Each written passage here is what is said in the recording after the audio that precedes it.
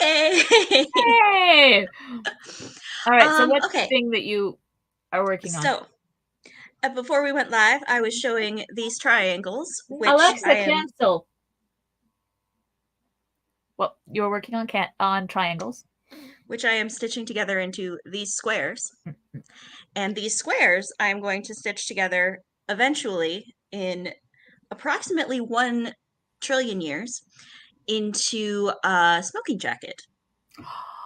Because that's like a historical thing, is that people made patchwork like dressing gowns and smoking jackets. Oh, And that's a great idea.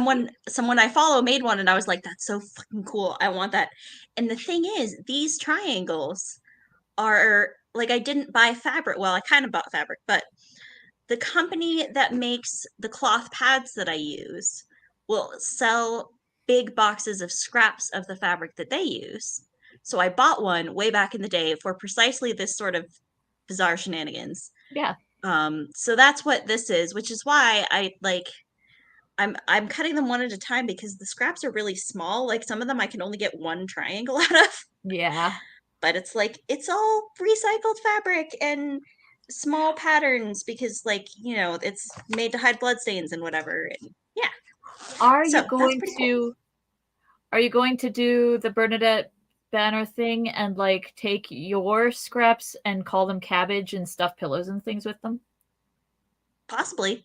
I do have quite a lot of the scraps that were too small even to be triangles. So, Yeah, like, I definitely could. right. Um, yeah. All right. What one of the what I'm thinking one of the squirrels in our backyard must be pregnant because it's nesting and it keeps today it got into a cushion that it already decimated pretty badly, but every time it looked out the window it had so much fluff in its mouth it looked like a little Santa Claus running across the yard.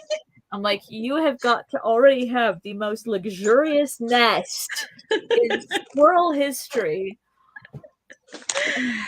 Oh, Oh, so goodness. there's stuff piled on it right now, but you see that cardboard box that's center frame? Mm-hmm. That is full of scraps that are from every project and costume and stuff that I've ever made. And I like, and it's not even all my scraps because there's, ooh, because there's also, damn, it's not obvious. There's also a stack of scraps in milk cartons behind the purple and pink chair. Yes, I can kind of see that. But Those look like very yeah, so I they were overflowing, so I picked out a bunch that I was like, these would make a nice quilt, and I stuck them in that box. And then I realized that I am about as accurate with a rotary cutter as with a shotgun. So I need that I need a die cutter. I They're expensive though. Even the cheapy bastard ones are like $160, and I'm like, yeah. Rotary cutters aren't that cheap either. They're like, I got the cheapest one that doesn't have a guard on it, so I, of course, immediately made a blood sacrifice when I tried to use it. yep, Um, they do but that. even now it's like $40. It's crazy. It's nuts. Yeah. On a completely different topic, I made it to Rivendell. Nice. Oh, hey, what is the first, like, what's the distance to the first stop? Crick Hollow, I think. It's Crick Hollow, Woodhall, right? actually. There's What? two stops before Crick Hollow, and it's Woodhall is 16 miles. Oh, well, holy shit, I'm way past that. I just got the notification from my Fitbit that I've reached 70 miles. Brilliant. All right, 70 miles. That puts you, I don't remember. It's all written down in the group. So are you in the group?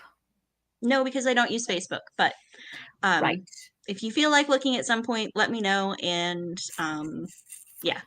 Hang on, I'll be right back. You find me the place in the book. That means I have to get up and go get my book. Oh, no, you just have to tell me. But I don't remember. What's 46, 17, and 10? Added together would be 56, 66, 73. You've made it from through Woodhall and Bamfurlong, and you just passed Crick Hollow. Delightful. See, I'm glad I invested in this thing because I would have never been like I would have not been able to add that up and know how many like how far I've gotten. So Right. I divide my steps by 2,000 to get approximate mileage. This week is going to be a biggie. Holy crap. Or this last week, mm-hmm. because we went to the sand dunes. And it was fucking amazing, except for when it wasn't. But like, the sand dunes always takes a toll, man. Mm-hmm. It's not a very hospitable environment.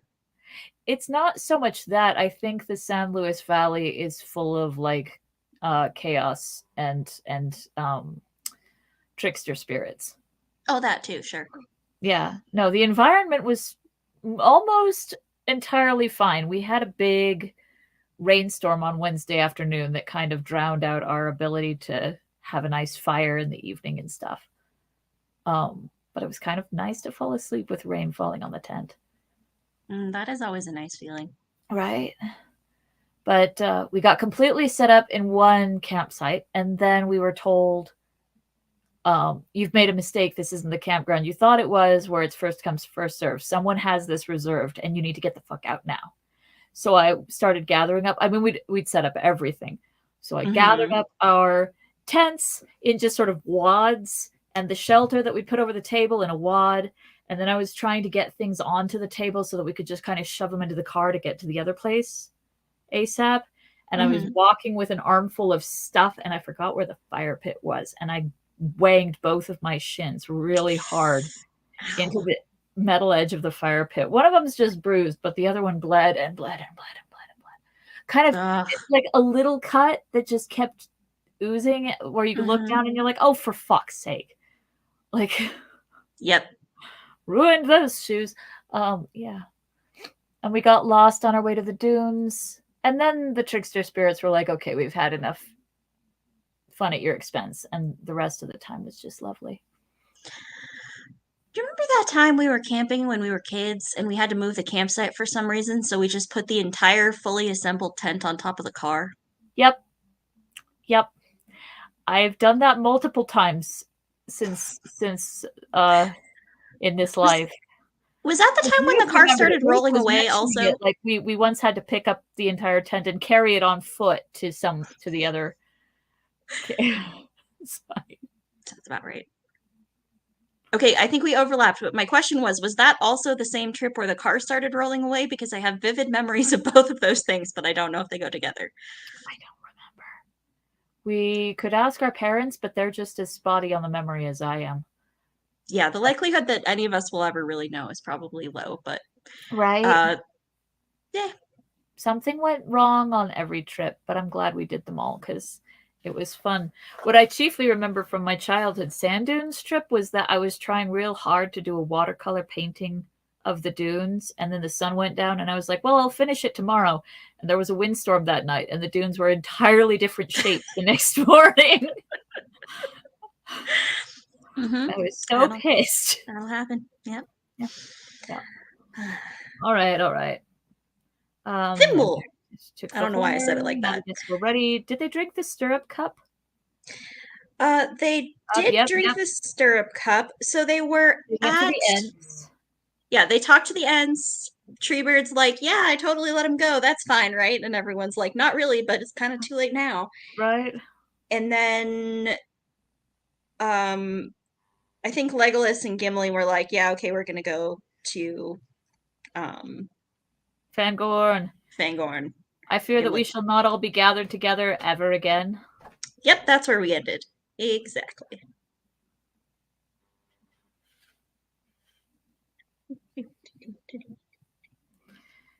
Trying to thread a needle. You know, I was told that threading a needle would get harder as I got older, and I didn't believe it. But unfortunately, like many things I didn't believe. Yeah. Sorry. I also kind of feel like this is misaligned. We don't want misalignment. It's like aligned at the top, but then it's not aligned over here at this corner, and it's like not really aligned over here at this side, but Mhm. but the point is, so I think I just have to go with it. Yeah, you're off by like a millimeter, and I think there's enough give for that. I certainly hope so because yeah, it's like a it's a quarter-inch seam allowance, so a millimeter is a little more than you might think, but hopefully not that much more. Incidentally, I've started putting together my Eleanor of Montagar costume from Wizards because I promised myself I would when I was a child, and you shouldn't break a promise to a child. Eleanor is the fairy, right? Yep. The one written by men who had no idea what to do with her. Yeah, the one who is very unconvincingly in love with the really weird-looking wizard. It's like, Yeah. oh, God, what was the wizard's name? Avatar. Avatar. Was it really Avatar? My It was God. totally Avatar. And yeah, and she like gets kidnapped 4 times. That doesn't matter when you're 7 though. You don't notice it when you're 7. You just see her wielding a sword and running around barefoot in the snow and you think, "Gosh, that's cool." It's true. Yeah. You're also going to want some fashion tape for that costume Got it. because, Yeah. yeah, because I was about 16 when I watched it, and as a queer 16-year-old, you definitely notice that she's got a lot of gravity-defying clothing going on. I actually already fetched myself some of the adhesive tit lifts Mm-hmm. just to see if they would be comfortable, and they totally are, actually. I wish I could wear them on summer days, but I have a feeling that sweat would squish them right off. I suppose so. That's a shame. They need like sweat-resistant adhesive for that because yeah, it would be nice. Right? I can't stand a bra, but mainly that's because of it grabbing me in the ribs and hurting me back here or in the shoulders. I would Yeah. not at all mind not having to deal with under boob issues. I found some the they're called like I think they call them like long line bralettes at Old Navy, but they're seamless and they're like basically like a cut off tank top. Those have been very nice. I can highly recommend the comfort level there. Cool. The problem is I've been a nursing mom, so my boobs are more pendulous than otherwise. Well, I mean, it depends on what your goal is, but I think they'd still be comfortable. Cool. Um Then Treebeard said farewell to each of them in turn, and he bowed 3 times, slowly and with great reverence, to Celeborn and Galadriel. It is long, long since we met by stock or by stone, Vanamar Vanamalion Nostari, he said. It is sad that we should meet only thus at the ending, for the world is changing. I feel it in the water, I feel it in the earth, and I smell it in the air. I do not think we shall meet again. Celeborn said, I do not know, eldest. But Galadriel said, Not in Middle-earth, nor until the lands that lie under the wave are lifted up again. Then in the willow meads of Tessarinon we might meet in the spring. Farewell. Last of all, Merry and Pippin said goodbye to the old Ent, and he grew gayer as he looked at them. Don't we Well, all? my... What? I said, don't we all? Oh, yeah. Well, my merry folk, he said, will you drink another draught with me before you go? Indeed we will, they said, and he took them aside into the shade of one of the trees, and they saw that a great stone jar had been set. There they saw a great big jar. A great stone jar had been set. And Treebeard filled 3 bowls, and they drank. They saw his strange eyes looking at them over the rim of his bowl. Take care, he said, for you have already grown since I saw you last. And they laughed and drained their bowls. And Well, that's good the story of how they got to be the tallest hobbits ever. cheating! They're doping. Look, if we had access to an Ent draft, you know we would drink it too. I kind of like the height I am. I'd give it to Fair enough. time. They don't like the height they are. I'd probably drink it. But then again, like, I'm taller than you, so I'm okay with it. I would bang my head into things so much if I God, grew. that is true. Like if you were suddenly taller, especially like I know the exact trajectory that I need to like lean back when I open a cupboard. If I was taller, Have to relearn bruises. everything. Did you ever hear?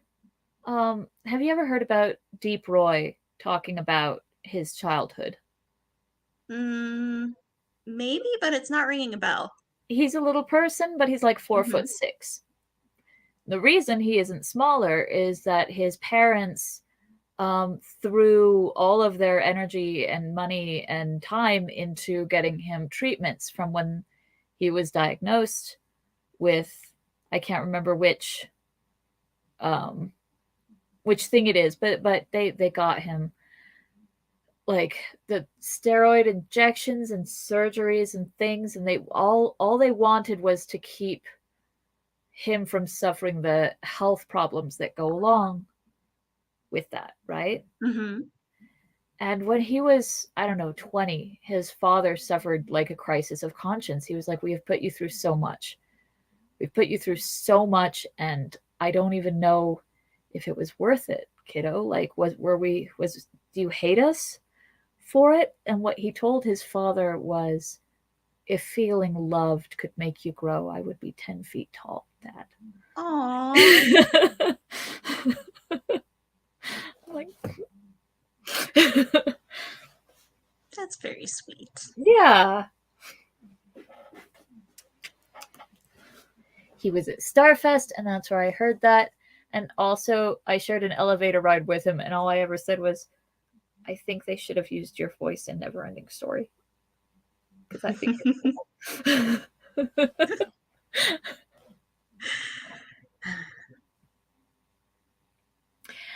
Anyway, Anyway, so Merry and Pippin had some Ent draft. they did. "Well, goodbye," he said, "and don't forget that if you hear any news of the Entwives in your land, you will send word to me." Then he waved his great hands to all the company and went off into the trees. What sort of a messenger could you send? They would have to go themselves. You aren't going to turn to a hobbit that hasn't been through all this and be like, "Okay, so go to this forest. I'll give you directions. Walk around till you see a tree that looks like it might be a dude. It's a dude."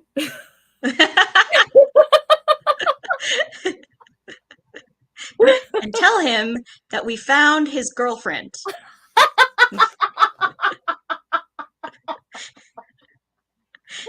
And if he doesn't respond, you probably have the wrong tree, so try again. Keep trying. And if any of the trees try to kill you, That's not run. him. Yeah, that's just the trees.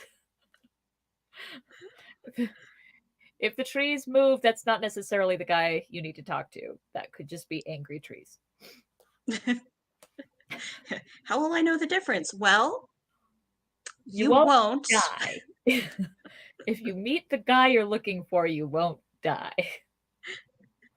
And if you don't come back in a year, then I'll send someone else. I mean, realistically, though, they would probably send a message with the Rangers. That makes a lot more sense. Yeah, Even the I like Rangers your don't. first idea better for Yeah. entertainment value, but A little pony express down through the Badlands, across the Gap of Rohan. Like, okay. that's true. They wouldn't even really need to send a hobbit. They could just tie a message on Bill and be like, off you go then. He'd be back in a week, well groomed and fed. With Ed's close behind, Bill was the most competent member of the fellowship. That is so true. The travelers now rode with more speed, and they made their way towards the Gap of Rohan. And Aragorn took leave of them at last, close to that very place where Pippin had looked into the stone of Orthanc. The hobbits were grieved at this parting, for Aragorn had never failed them, and he had been their guide through many perils. "I wish we could have a stone that we could see all our friends in," said Pippin, "and that we could speak to them from far away." "Only one now remains that you could use," answered Aragorn, "for you would not wish to see what the stone of Minas Tirith would show you." How does he know that? Did he look? He totally looked. He totally looked. And he went, "Ah!" Ah. That's right, because it only shows like fire now or something, right? Denethor's hands withering in flame. Oh yeah, yeah. Yeah, no, you wouldn't wish to see that. No. But the Palantir of Orthanc the king will keep, to see what is passing in his realm, and what his servants are doing. For do not forget, Peregrine Took, that you are a knight of Gondor, and I do not release you from your service. You are going now on leave, but I may recall you. And remember, dear friends of the Shire, that my realm lies also in the north, and I shall come there one day. Then Aragorn took leave of Celeborn and Galadriel, and the lady said to him, "Elfstone, through darkness you have come to your hope, and have now all your desire. Use well the days." But Celeborn said, "Kinsman, farewell. May your doom be other than mine, and your treasure remain with you to the end."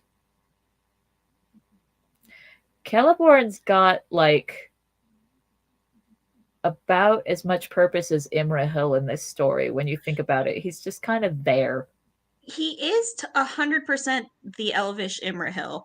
Yeah. And also, what does that mean? Is he talking? Galadriel's going to leave. We know this. Is Celeborn going to stay behind?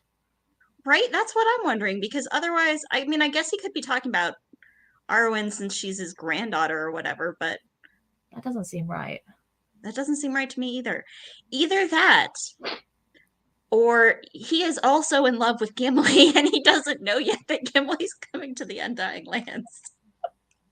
Headcanon accepted. They're a polycule now. That's my boyfriend. Gimli and his three his elvish girlfriend. lovers. What's that? Gimli and his three elvish lovers. Exactly. It's just Legolas being like, "That's my boyfriend and his girlfriend and her husband, who's also his boyfriend." Yeah. I'll take it.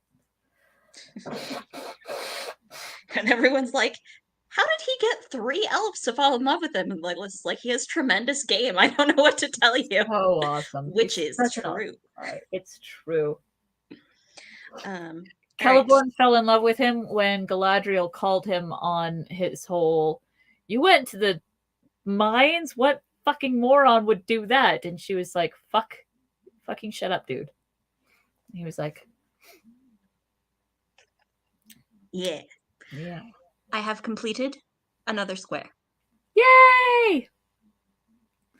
That is a lot of hand stitching.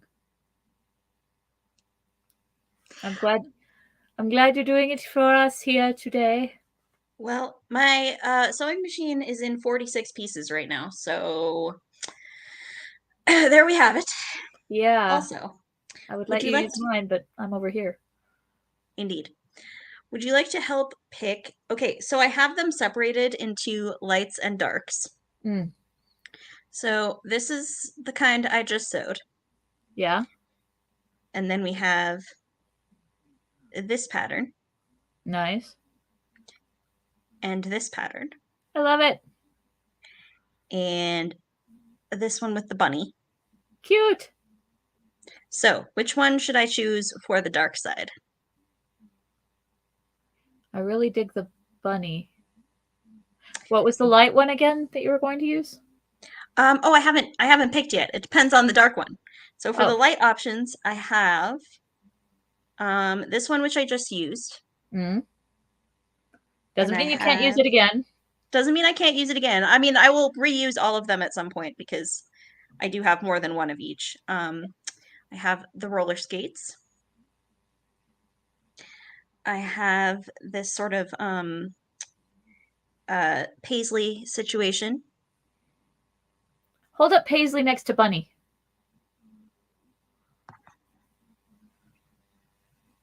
That would look cute. That would look cute. There's one other one that I was thinking about next to Bunny though, which is the clover. Let's see Bunny next to Clover. Oop, I put Bunny down. Hang on. I prefer the previous. Bunny and Paisley? Whoop, Well, that's not. It's not Bunny and Paisley. my screen is reversed and it's very difficult.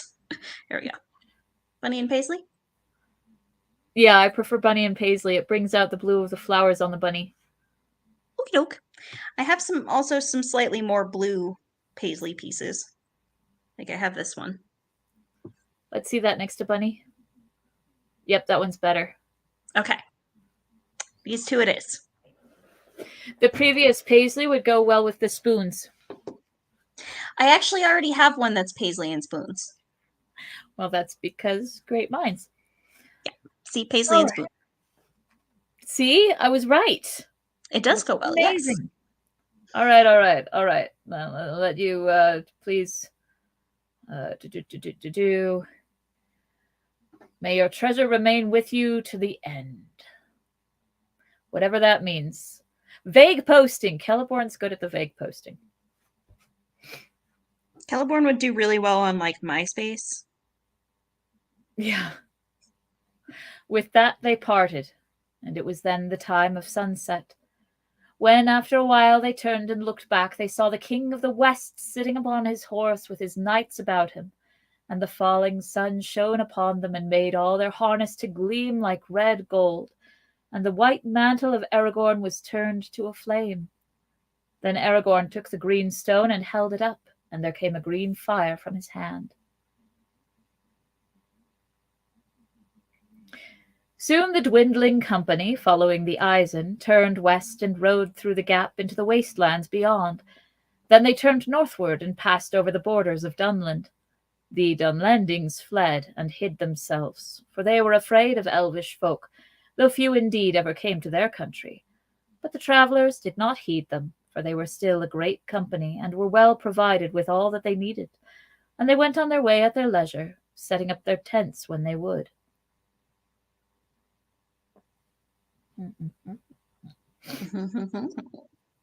On the 6th day since their parting from the king, they journeyed through a wood climbing down from the hills at the feet of the misty mountains that now marched on their right hand. As they came out again into the open country at sundown, they overtook an old man leaning on a staff, and he was clothed in rags of grey or dirty white, and at his heels went another beggar, slouching and whining. "Well, Saruman," said Gandalf, "where are you going?" "What is that to you?" he answered. "Will you still order my goings, and are you not content with my ruin?" "Ruin!" Excuse me. "You know the answers," said Gandalf.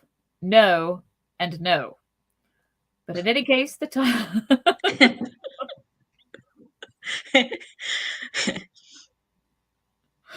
That sums it up. "But in any case, the time of my labours now draws to an end. The king has taken on the burden. If you had waited at Orthanc, you would have seen him, and he would have shown you wisdom and mercy."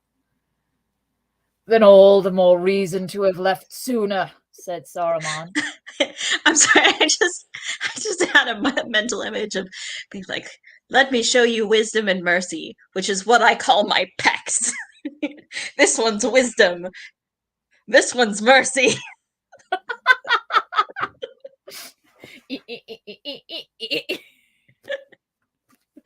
Exactly. "Then all the more reason to have left sooner," said Saruman, "for I desire neither of him. Indeed, if you wish for an answer to your first question, I am seeking a way out of his realm." "Then once more you are going the wrong way," said Gandalf, "and I see no hope in your journey. But will you scorn our help?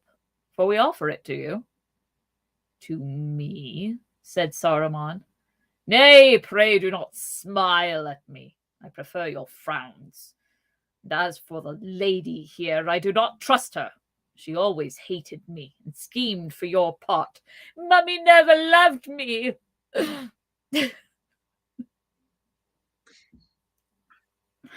I do not doubt that she has brought you this way to have the pleasure of gloating over my poverty. Had I been warned of your pursuit, I would have denied you the pleasure. Saruman, said Galadriel, we have other errands and other cares that seem to us more urgent than hunting for you. Say rather that you are overtaken by good fortune, for now you have a last chance. If it be truly the last, I am glad, said Saruman, for I shall be spared the trouble of refusing it again. All my hopes are ruined, but I would not share yours, if you have any. For a moment his eyes kindled. Go, he said. I did not spend long study on these matters for naught. You have doomed yourselves, and you know it. And it will afford me some comfort as I wander to think that you pulled down your own house when you destroyed mine.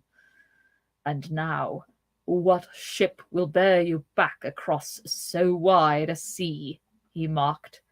It will be a grey ship and full of ghosts. He laughed, but his voice was cracked and hideous. Get up, you idiot, he shouted to the other beggar who had sat down on the ground, and he struck him with his staff. Turn about. If these fine folk are going our way, then we will take another. Get on, or I'll give you no crust for your supper. The beggar turned and slouched past, whimpering. Poor Grima, poor old Grima, always beaten and cursed. How I hate him. I wish I could leave him. Then leave him, said Gandalf. But Wormtongue only shot a glance of his bleared eyes full of terror at Gandalf, and then shuffled quickly past behind Saruman. As the wretched pair passed by the company, they came to the hobbits, and Saruman stopped and stared at them, but they looked at him with pity. So you have come to gloat too, have you, my urchins? He said. So, is he referencing, like, street urchin, like orphans, or is he actually calling them hedgehogs? That is the origin. I believe he is referencing street urchins. I really want him to be calling them hedgehogs. I thought you were going to ask if he was calling them sea urchins. No, sea urchins were named for hedgehogs. No, I figured that out when you said that right? Urchin meant hedgehog. Yeah. Yeah, that's why they call them sea urchins. Yes, I did. I made that connection. No, I know. I'm sorry. That's why it has a modifier at the front of it. Like sea cucumber. Which bears no resemblance to any cucumber I would ever want to eat. Well, they couldn't call it sea dildo, so there you go. Oh. See, that's why they couldn't do it. It looks like a baguette. Although I only saw it when I didn't have my glasses on, so I might be wrong. In case you were wondering what this cat is doing. And why? Go ahead. Huh? And why are orphans called urchins? That I don't know. They're prickly and they smell bad, I suppose. I don't know. What was that cat doing? Oh, she had her head tucked into my elbow right here. She's like, I'm football. Pretty much. She's like, my dinner time is in 30 minutes and I'll be ready. You will be ready. At least today. Tomorrow, not so much. So he just called them urchins. You don't care what a beggar lacks, do you? For you have all you want, food and fine clothes and the best weed for your pipes. Oh yes, I know where it comes from. You would not give a pipeful to a beggar, would you? I would if I had any, said Frodo. You can have what I have got left, said Merry, if you will wait a moment. He got down and searched in the bag at his saddle. Then he handed to Saruman a leather pouch. "Take what there is," he said. "You are welcome to it. It came from the flotsam of Isengard." "Mine, mine, yes, and dearly bought!" cried Saruman, clutching at the pouch. Such a drama queen. Such a drama queen. He's like, "You wouldn't give me any pipe weed," and Mary's like, "Yeah, I would. Here you go." And he's like, "Yeah, mine." Mine. Bro, I just said you could have it. Calm down. Yeah. "This is only a repayment in token, for you took more, I'll be bound. Still, a beggar must be grateful if a thief returns him even a morsel of his own. Well, it will serve you right when you come home, if you find things less good in the South Farthing than you would like. Long may your land be short of leaf." "Thank you," said Mary. "In that case, I will have my pouch back, which is not yours and has journeyed far with me. Wrap the weed in a rag of your own." "One thief deserves another," said Saruman, and turned his back on Mary, and kicked Wormtongue, and went away toward the woods. "Well, I like that," said Pippin. "Thief indeed! What of our claim for waylaying, wounding, and orc dragging us through Rohan?" "Ah," said Sam. "And bought," he said. "How, I wonder? No, I don't like the sound of what he said about the South Farthing. It's time we got back." "I'm sure it is," said Frodo. "But we can't go any quicker if we are to see Bilbo. I am going to Rivendell first, whatever happens." "Yes, I think you had better do that," said Gandalf. "But alas for Saruman, I fear nothing more can be made of him. He has withered altogether. All the same, I am not sure that Treebeard is right. I fancy he could do some mischief still, in a small, mean way." Yep. Yep. We think perhaps he could. What? We think perhaps he could. Don't we, Cat? Yes.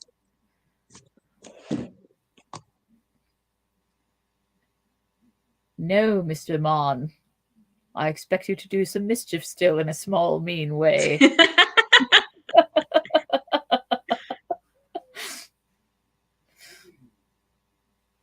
Next day they went on into northern Dunland, where no men now dwelt, though it was a green and pleasant country. September came in with golden days and silver nights, and they rode at ease until they reached the Swanfleet River, and found the old ford east of the falls, where it went down suddenly into the lowlands. Far to the west in a haze lay the meres and eyots through which it wound its way to the grey flood, there countless swans housed in a land of reeds. I'm curious about something on this side of the mountains. Mm-hmm. Did we ever read up on what happened to Moria after, like in the Fourth Age? Do dwarves come back to Moria now that the Balrog's gone, or what? And also, I'm not sure. I would really like to know if the Watcher in the Water ever gets, defeated. Yeah, I don't know on either count. We'll have to check the appendices. Right? We'll give it a shot. Looking for something specific in the appendices is always a fun game.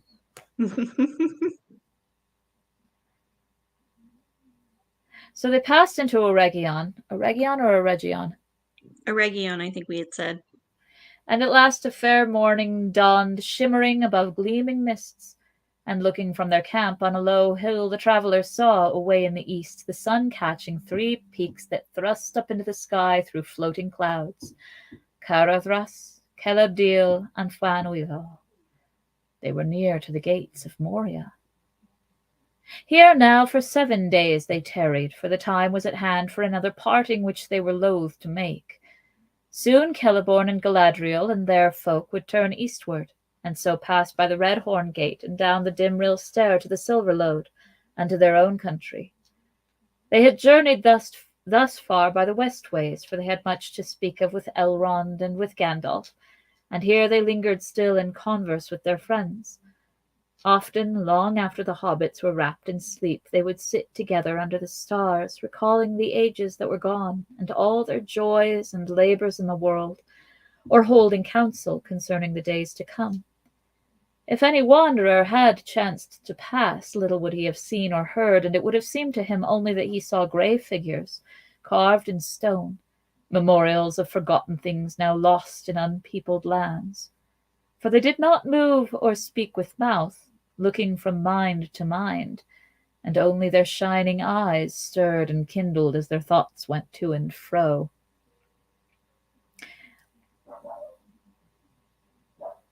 About the most random use for telepathy ever. I was just thinking about it. I was like, that seems like a lot of effort. Why not just use your mouth? But okay. No one's eavesdropping. Like, it's not the first time they've used some kind of telepathy. Like, frequently, even Faramir can look into Gollum's mind and see that he has commit murder without a shadow of a doubt. Like, people can look into each other's minds in Middle Earth, but I'm a little like, why here? Why here? Why now? Yeah, Just random telepathy, I guess. just keeping in practice. Never play poker with these guys. That is true. But at length all was said with their minds. I was going to say, nothing was actually said, though. And they parted again for a while until it was time for the three rings to pass away. Quickly fading into the stones and the shadows, the grey-cloaked people of Lorien rode toward the mountains. Those who were going to Rivendell sat on the hill and watched until there came out of the gathering mist a flash, and then they saw no more. Frodo knew that Galadriel had held aloft her ring in token of farewell. Everybody does that, and they always manage to catch the light. Is that something they teach?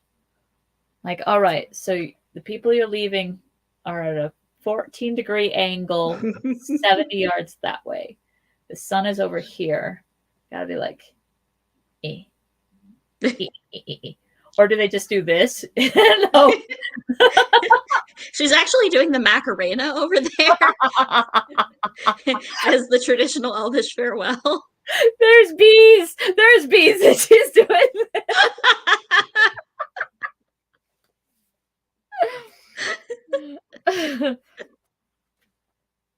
Oh, we've got like a paragraph before the next break, so I'll see if I can get through.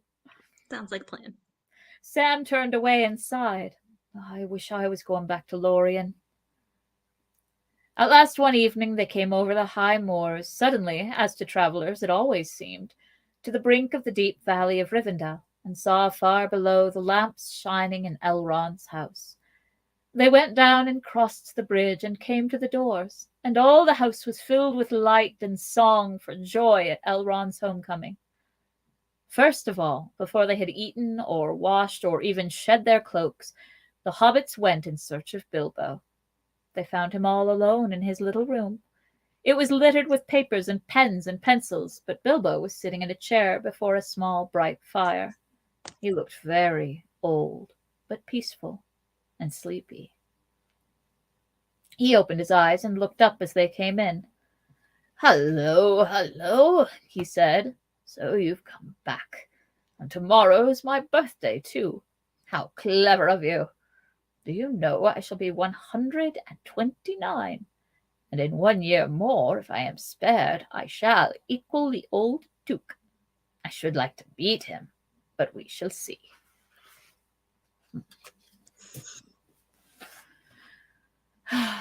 All right. From mind to mind.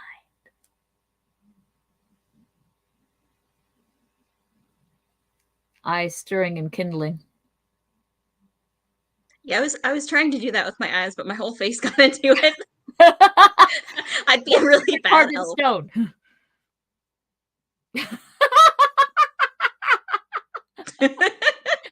Not turned into stone by Medusa. Damn. You look petrified. Look, I'm trying. You know I have a chronic case of the crazy eye. Crazy eye. Okay, well, on we that didn't hear a single one of those thoughts. I'm just so glad that that's on the internet forever. It's okay. We're the internet's best kept secret. No one will find it. Oh, well, note. Here is the cat. She says goodbye, Meow. and I will see you next week. All right, I love you. Love you too. Cuidado. Yamas. Mwah.